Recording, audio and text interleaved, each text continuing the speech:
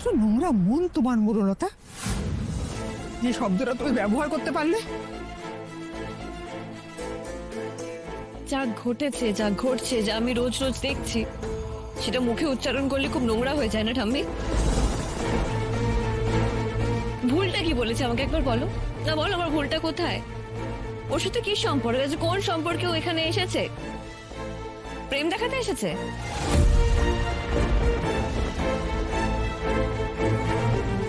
অনুভবের কথা শুনে ও থাকতে পারছে না, সেটা দেখাতে এসেছে?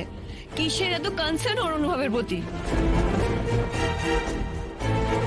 বাই দ্য ওয়ে, তুই কি করে জানলি যে অনুভবের কিছু হয়েছে, ও এখানে আছে?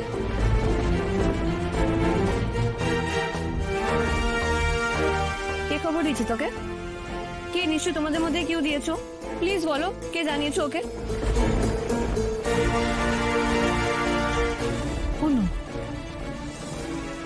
হ্যাঁ, তুমিই জানাবে। তোমার তো এই পৃথিবীতে ও ছাড়া আর কোনো বন্ধু নেই। তুমি একটা শিক্ষিত ভালো পরিবারের মেয়ে হয়ে একটা অশিক্ষিত মেয়ের সঙ্গে বন্ধুত্ব করো কি করে?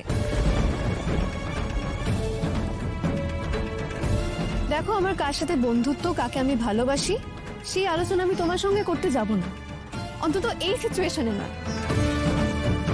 তবে কে অসভ্য, কে অসভ্যতা দেখাচ্ছে, সেটা আমি তোমাকে দেখে এই মুহূর্তে খুব ভালোভাবে বুঝতে পারছি। শাট আপ অনু, শাট আপ।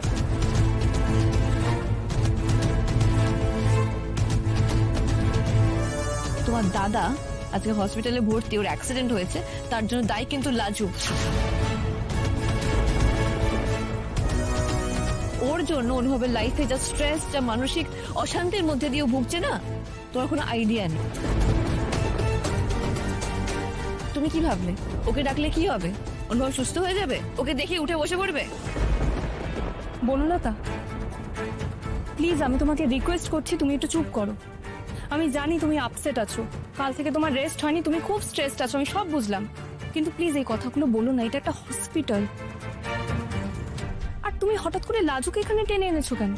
এই লাজু, তুই চল আমার সঙ্গে। দাঁড়াও, ডোন্ট মুভ। ও কোথাও যাবে না।